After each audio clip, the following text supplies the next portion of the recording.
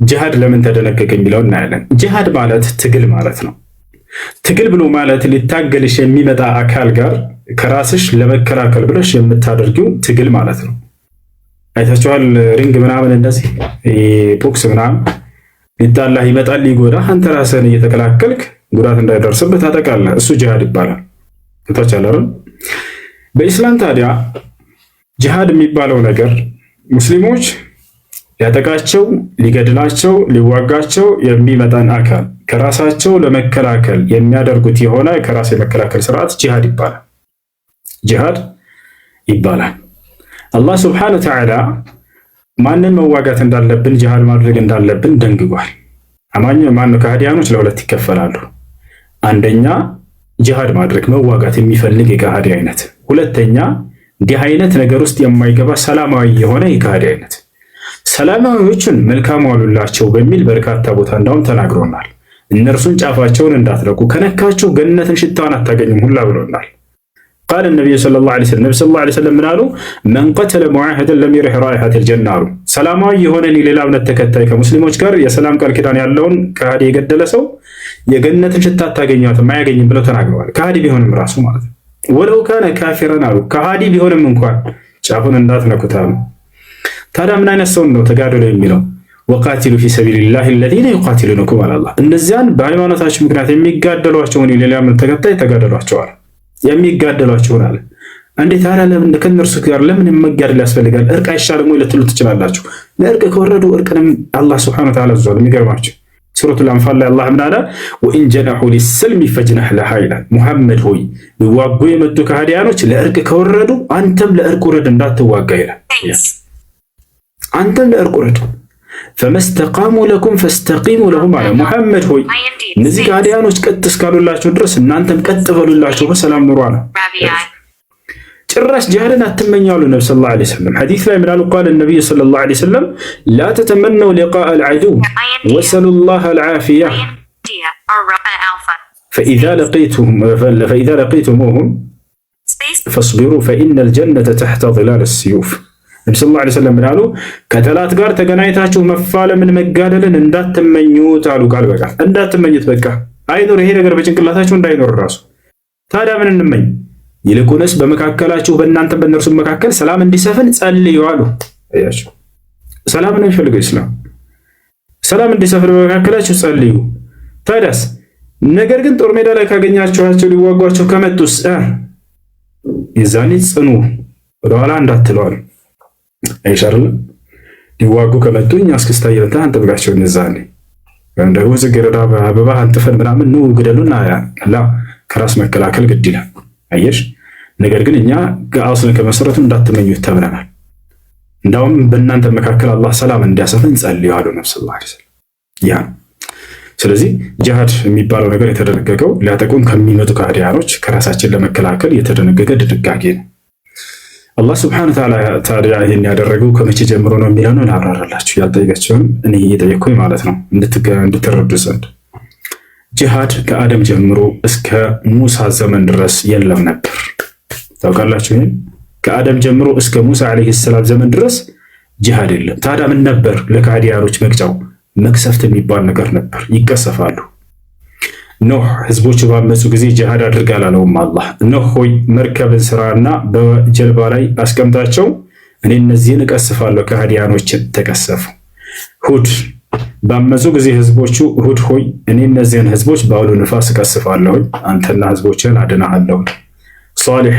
ሷሊህ ሆይ አንተንና አማኞችን አድናቸዋለሁኝ፣ እነዚያን የካዱትን ደግሞ በመልአክ ድምፅ እቀስፋቸዋለሁ። አያቸዋል። በዚህ መልኩ ሆነ።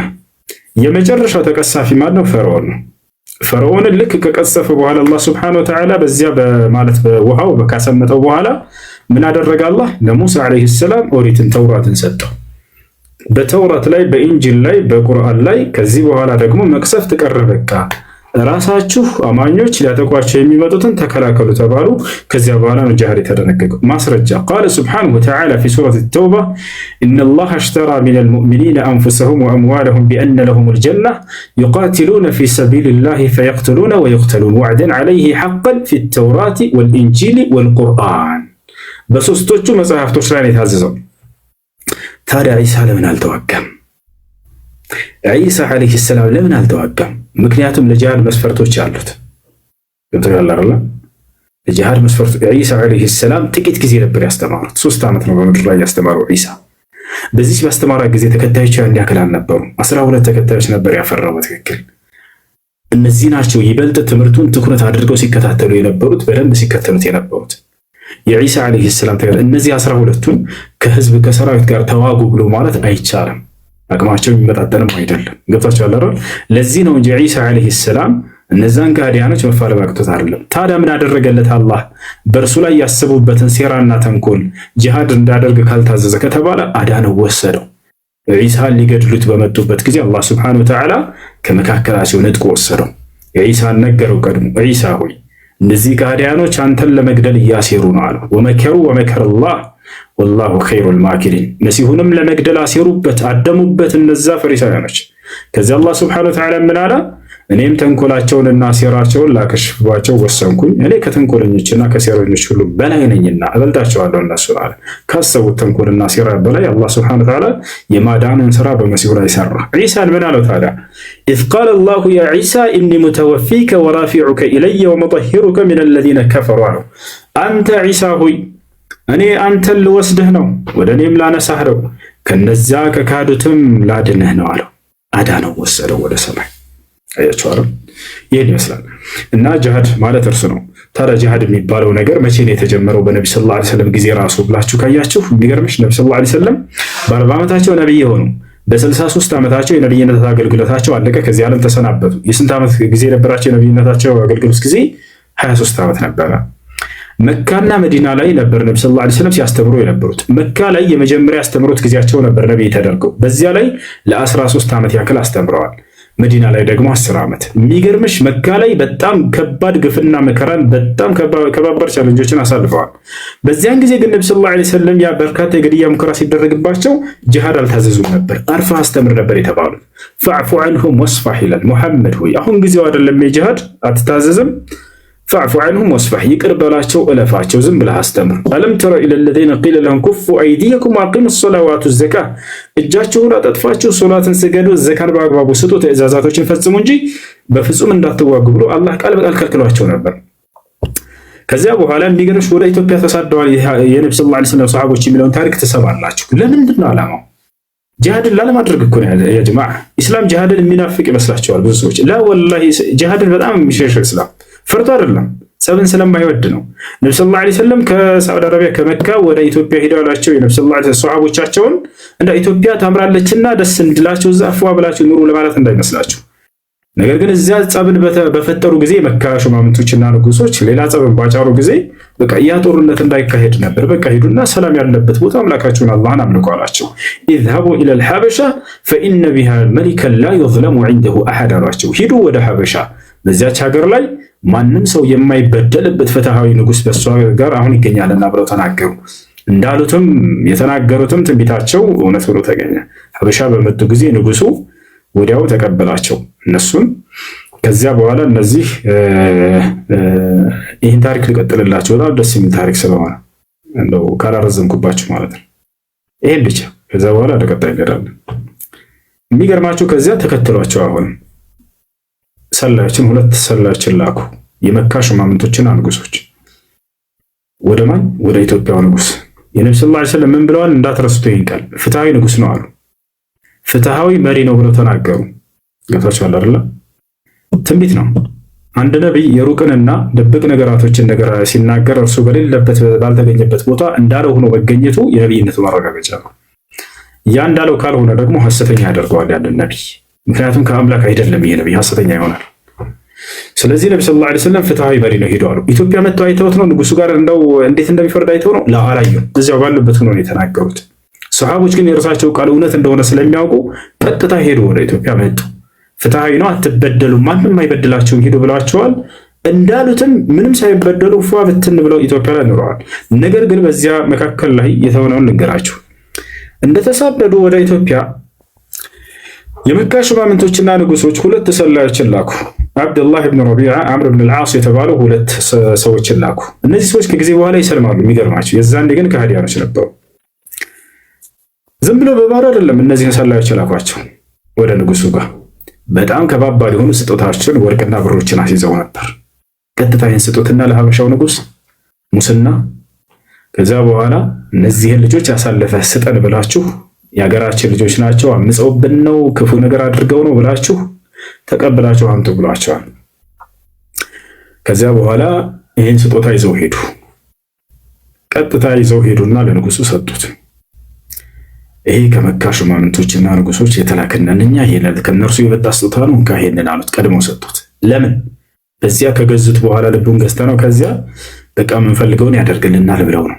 የነብዩ ሰለላሁ ዐለይሂ ወሰለም ቃል ግን እንዳትረሱት፣ ፍትሃዊ መሪ ነው። ከፍትሃዊ መሪ መገለጫ ሙስናን አይቀበልም፣ በፍትህ ይፈርዳል። ከዚያ በኋላ ልክ አምጥተው ሲሰጡት ጊዜ ለምንድን ነው የምትሰጡኝ አላቸው። በአንተ ሀገር ከተሳደው የመጡ ከሀገራችን አምልጠው የመጡ ሸሽተው የመጡ ጥፋትን ያደረጉ አዲስ መንገድን የፈጠሩ አዲስ ሃይማኖትን አባቶቻችን ቅድመ አያቶቻችን የማያውቁትን ያንን ስላደረጉ ነው በቃ እነሱን አሳልፈ እንድትሰጠን ነው አሉ። ከዚያ በኋላ ምን አለ? የፍትሃዊ መሪ መገለጫ አንደኛው ምንድነው? ከሁለቱም ጎን ሳይሰማ አይፈርድም። ወዲያው ነጃሺ ምን አለ? ይሄ እናንተ ንግግር ነው አላቸው። ነገር ግን ከነርሱ እስካልሰማ ድረስ በፍጹም አልፈርድላቸውም አላቸው። ይህን ገንዘብህንም ያዘው ለኔ ምንም አይሰራልኝም አለ። ተመልከቱ የነብዩ ሰለላሁ ዐለይሂ ወሰለም ንግግር።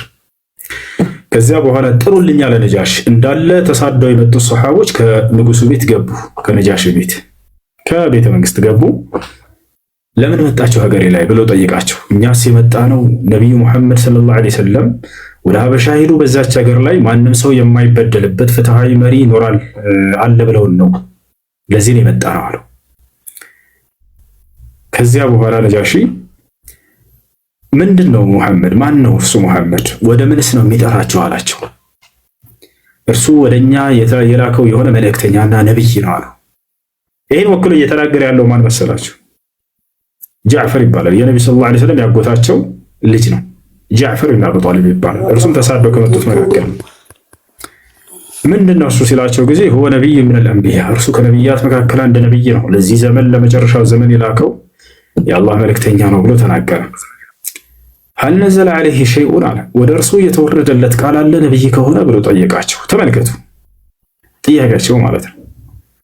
ስንት ሚስት አገባ ምናምን አይደለም። ላ የወረደለት መለኮታዊ ራእይ አለ አለው። አዎ አለ፣ ቁርአን ወርዶለታል አሉ። ከእርሱ ልታነቡልኝ ትችላላችሁ አለ ነጃሽ። እናነብልሃለን አሉት። ብልህ ናቸው ሰሃቦች። ተመልከቱ የኢትዮጵያ ቀሳውስቶችና ሹማምንቶች የዛኔ ክርስቲያኖች ነበሩ። ይህን ያውቃሉ ሰሃቦች። ወዲያው ምንን አነበበ መሰላችሁ? የማርያምን ምዕራፍ አነበበ ነጃሽ። ለምን ከተባለ ክርስቲያን ነውና ንጉሱ እንዲሰልም ፈለጉለት። ንጉሶች የዛኔ ካጠገባቸው ቀሳውስቶችና ታላላቅ ጳጳሳቶችን አስቀምጠው እንጂ ብቻቸውን አይፈርዱም ነበር። እስከ ቅርብ ጊዜያት አይታችሁ ከሆነ የኢትዮጵያ ታሪክ እንደዚህ እንደሆነ ይነገራል። በቃ በቀሳውስቶች እንትን የምትለው።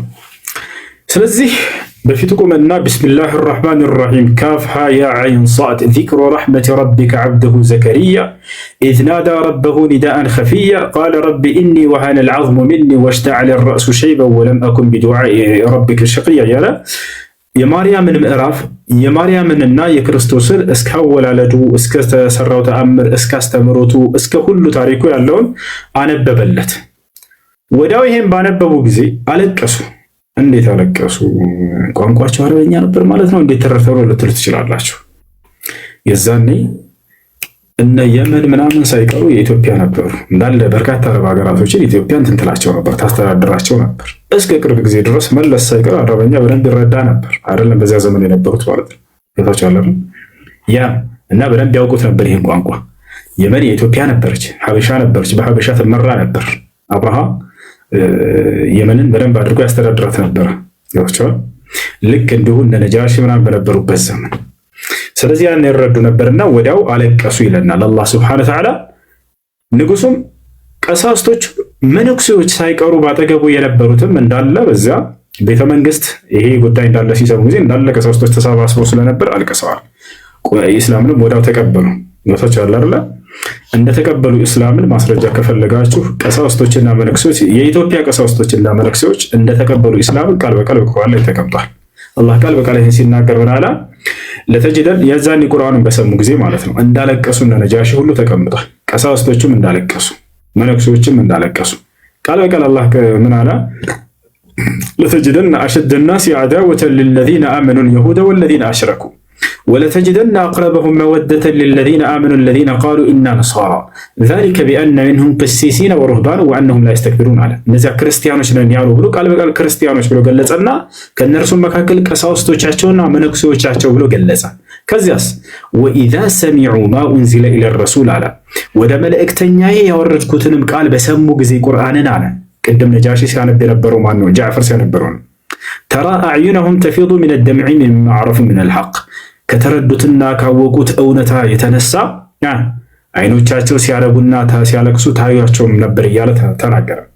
የቁሉነ ረበና አመና ወዲያው ምን አሉ? ጌታችን አላህ ሆይ እነሆ አምነናል አሉ። ፈክቱብና መዐ ሻሂዲን እኛንም ከመስካሪዎቹ ጻፈን ብለው ተናገሩ። ወማ ለና ላ ኑእሚኑ ቢላህ አለ ነጃሺ። ንግስናው አልያዘውም። አንተ ንጉሥ አይደለህ እንዴ ምናምን አሉት። እኔ ማን ስለሆንኩ ነው በአላህም አላምነው አለ ነጃሺ። ወማ ለና ላ ኑእሚኑ ቢላህ ወማ ጃአና ሚነል ሐቅ የመጣልንን እውነት የማንቀበለው ማን ስለሆነ ነው እኛ አለ። የጅማዓ ወዲያው ስለሆነ ተቀበለ። ወዲያው ነጃሺ ይህንን ባለቀሰ ባዩ ጊዜ አየ። ከዛ በኋላ በልንካ ይህንን ሙስናህን ውሰድ፣ እነዚህን ሰዎች ለማንም እኔ አሳልፌ አልሰጣቸውም ብሎ እነዚያን ሰዎች ከሰታቸው።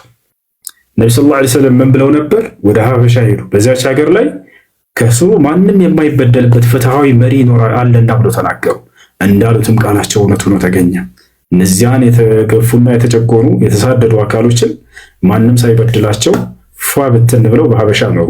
ወላሂ የነቢ ሰለላሁ ዐለይሂ ወሰለም ሚስት ነበረች አንዷ ኡሙ ሰለማ ስትናገር ሐዲሱ ላይ ሙስነድ አህመድ ላይ ሄዳችሁ ብታዩት ትደረግጣላችሁ። ከየትኛውም በላይ መካ ላይ ከኖርነውና ከተመቻቸልን ህይወት በላይ ነጃሺ በጣም ምቹ ህይወትን በሀበሻ ምድር ላይ ሰጠና ነው። ምርጥ ጉርብትናንም ሰጠና ነው። ካነ ለና አህሰነ ጅዋር ወአህሰነ በቃ ፏ ብለን አላህን በሰላም መገዛትም ጀመረን አሉ። እዚያ ሰላማቸውን ነስተዋቸው ነበር። ይሄ ሆነ። ከዚያ በኋላ ግን ነጃሽን ተነሱበት። ብዙ ጊዜ እዚህ ጋር የሚነሳ የሆነ የተሳሳተ ነገር ይነግራቸዋል። እሱም ምንድነው? እኛ የኢትዮጵያ ክርስቲያኖች እንግዶች አድርገን ተቀብለናቸው ይላሉ። አንደኛ እኛን አይደለም የተቀበሉት፣ እኛ የኢትዮጵያን ተወላጆች ነን፣ የነብዩ ሰለላሁ ዐለይሂ ወሰለም ሰሃቦች ናቸው። እሺ እነርሱንስ የተቀበላቸው የኢትዮጵያ ክርስቲያን ነው ወይ ወደሚለው እንምጣ። አንደኛ ነብዩ ሰለላሁ ዐለይሂ ወሰለም ንጉሱን አስመልክተው ነው ሄደው ያሏቸው። ንጉሱ ተቀብሏቸዋል። ግን የኢትዮጵያ ክርስቲያን የዛኔ ታዲያ አቋሙ ምን ነበር የሚለውን እሙ ሰለማ ገልጸዋለች። በወንዙም አካባቢ ላይ በጣና አካባቢ ያሉ ክርስቲያኖች ተነስተውበት ነበር። ነጃሺ ብላ ቃል በቃል ተናግራለች። ወዳ ተነሱበት እነዚህን ስደተኞች ካላስወጣ ብለው ባመጹበትም ጊዜ ወዳው ነጃሺ ጂሃድ በቃ አዘዙ። በእንትን አወጁበት። በቃ አማጽያን አለ አይደል? አመጹበት። እነዚህን ስደተኞች ካላስወጣ ብለው የኢትዮጵያ ክርስቲያኖች አመጹበት ነበር። የኢትዮጵያ ክርስቲያን ስለዚህ ሱሐቦችን ተቀብለናል ላ ሱሐቦችን ይውጡልን ብለው በነጃሺ ላይ አመጸው ነበር። ይሄን ሰለባ ቃል በቃል ገልጻለች። ለዚያውም በጣና አካባቢ የሚገኙ ክርስቲያኖች ብላ ቃል በቃል ገልጻቸዋል፣ በዛ በወንዙ አካባቢ። ከዚያም በኋላ ነጃሺን ይሄን ባመጹበት ጊዜ ወዲያው ነጃሺ እመጣላቸዋለሁ ያላችሁበት ቦታ ብሎ ሁሉ መልእክት ላከላቸው። ይወታቸዋል እነዚህን አማጽያን ማለት ነው።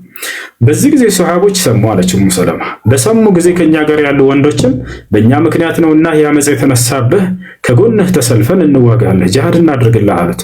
ላ እናንተ እንግዶቼ ናችሁ አለ ነጃሺ። ይልቁንስ እንግዶች አይዋጉም፣ እናንተ እንግዶቼ ናችሁ፣ እኔ በቃቸዋለሁኝ ብሎ ሄደ። ወዲያውም እኛም ዱዓ አደረግን አለች ኡሙ ሰለማ ስትናገር። አላህም ነጃሽን በጠላቶቹ ላይ ድልን ሰጠው፣ እንዲያሸንፍ አደረገው። አሸንፏቸው ደምስሷቸው መጣ፣ ተመለሰ። ነታቸዋል። እንደተቃላይ ይህን ይመስላል ታሪካቸው። በጣም አረዘምኩባቸው፣ ይቅርታ የምጠይቁ ልጆች አሁን ወደ ጥያቄያቸው መሄድ ትችላላችሁ። እና ጂሃድ የተደነገገው ከራስ ለመከላከል ሊያጠቁን የሚመጡ አካሎችን ለመከላከል የተደነገገ ስርዓት እንጂ ንጹሃኖችን ሂዶ ለማጥቃት አይደለም። አላህ በቁርአን ላይ ቃል በቃል ወጣዕሙኩም ሒሉን ለሁም ይላል። ለአይሁድና ለክርስቲያኖች የእናንተ ምግብ ተፈቅዷልና አብሏቸው ከተራቡ ብሎ ቃል በቃል በቁርአን ላይ ተናግሯል። ይባቻል አይደለም ግደሏቸው፣ ጨፍጭፏቸው ሊል አብሏቸው ከተራቡ ብሎ ቃል በቃል ተናግሯል። አላህ ሌላ ቦታ ላይ ላ የንሃኩሙላሁ ዐኒ ለዚነ ለም ዩቃቲሉኩም ፊዲን አለ። እነዚያ በሃይማኖታችሁ ያልተዋጓችሁን ሰላማዊ የሆኑ ሌላ እምነት ተከታይ ከሃዲያኖች መልካም ብትውሉላቸው አልከለክላችሁም አለ። መልካም ዋሉላቸው፣ የእኔን ውዴታ ትጎናጸፋላችሁ አለ። ተመልከቱ፣ ክርስቲያን አይሁድ አብልተህ አጅር ታገኛለህ፣ የአላህን ውዴታ ታገኛለህ። ችግር የለውም አብላ። ነገር ግን ጂሃድ የሚለው የተደነገገው ለምንድን ነው ከተባለ ሰላምን አልፈልግም፣ በቃ መዋጋት ነው የምፈልገው አሻፍረ ይላል አካል። ይህን ታዲያ የደነገገው አላህ ለማን ነው? ይሄ ከሆነ ታዲያ ከሙስሊምም እኮ ታዲያ የሚያምጽ አካል ካለ ለምን አትዋጉት ልትሉ ትችላላችሁ። እንዋጋዋለን። ለምሳሌ ላሳይሽ። አላህ በቁርአን ላይ ሲናገር ወኢን ጣኢፈታኒ ሚነል ሙእሚኒነ እቅተተሉ ፈአስሊሑ በይነሁማ አለ። ከእናንተ ከምዕመናን ጭፍራዎች ሁለት ጭፍሮች ቢጣሉ በመካከላቸው መጀመሪያ አስታርቁ አለ። አላህ ማስታረቅን በጣም ይወዳልና አስታርቋቸው አለ። ፈኢን በገት ኢሕዳሁማ ዐለል ኡኽራ ፈቃቲሉ ለቲ ተብጊ ሐታ ተፊአ ኢላ አምሪላህ አለ። ነገር ግን አንደኛዋ ልታረቅም በላ በሌላኛዋ ላይ ካመፀችና ከተዋጋች ያችን አማጺዋንና ተዋጊዋን ተዋጓት አለ። አማኞችን ነው እያለ ያለው፣ ልብ በሉ። ስለዚህ አማጺ ሆኖ ዋጋለሁኝ ሰላምን አልፈልግም በቃ ጸባጫሪ ከሆነ አማኝም ቢሆን ጂሃድ አድርጉት ተብሏል። ስለዚህ ጂሃድ የሚባለው ነገር በሌላ እምነት ተከታይ ላይ የተከፈተ ዘመቻ ምናምን ብለው የሚነግሯቸው ወላሂ ውሸት ነው። እስላምን በጣም ጭራቅ አድርጋቸው እንድትረዱ የሚጭኑባቸው ነገር ነው። ሐታ ሙስሊም ሆኖ ሰላምን አልፈልግም ላለ አካል ተዋጉት ብሎ አላህ ተናግሯል። እሱን አንድ ጊዜ ላሳያቸው አለች። ተዋጉት ብሏል። አማኝ የሚለውን አንዴ ማውጣት አልችልም። ማን ነው መክፈት የሚችል? ጃ ትችላለህ? ጃ ትችላለህ? አንዴ ቁርአን ማውጣት። እሺ ምን ላውጣልህ? ሱረቱል ሁጁራት ላይ አንዴ ሙስሊሞችን ከሙስሊም ሆኖ ራሱ ጸብና አጫሪ ከሆነ ተዋጉት ተብሎ ቃል በቃል ተነግሯል። ብዙ ጊዜ ከአዲያናችን ተዋጓቸው የሚለው ነው የሚያሳያችሁ። ሙስሊም ቢሆን ራሱ አላማው ምንድነው? በክህደቱ በምናምን ሳይሆን መጋደል የሚፈልግ ከሃዲ ከሆነ ተብሎ ነው የተገለጸው። አንዴ ሱረቱል ሁጁራት ላይ አውጣላቸው አማኝም ቢሆን እንደምንዋጋው ጸባጫሪ ከሆነ ማለት ነው። ሱረቱል ሁጁራት ምዕራፍ ስንት መሰለ?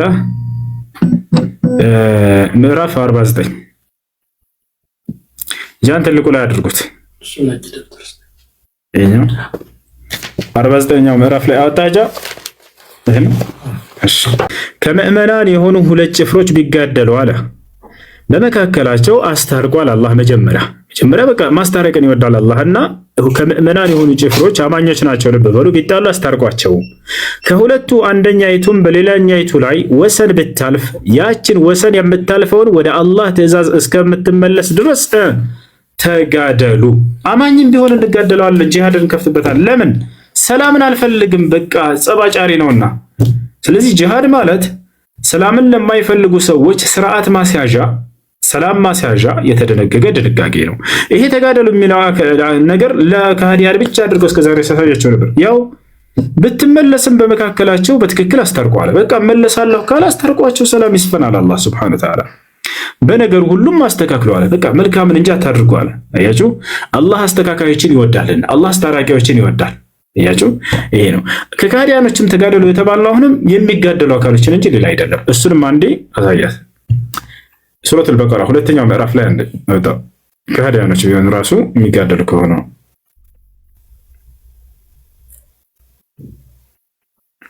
ሱረቱል በቀራ 190 ላይ አውጣ። 190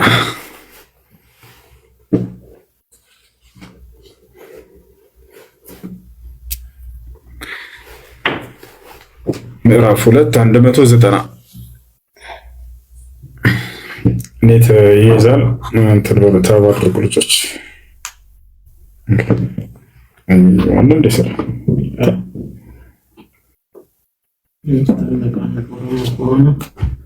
ያው እና 190 ይታይሻል። ማንን ከሃዲ መዋጋት እንዳለብን እነዚያንም የሚጋደሏችሁን ከሃዲዎች አለ በአላህ መንገድ ተጋደሉ አለ። እሺ የምንጋደለው ምንድነው? ተጋዳይ የሆነ ሰላማዊ ከሆነስ ጫፉን መንካት አይቻልም። ጫፉን መንካት አይቻልም። ይህን ይመስላል የሚለው በደንብ የገባሽ ይመስለኛል።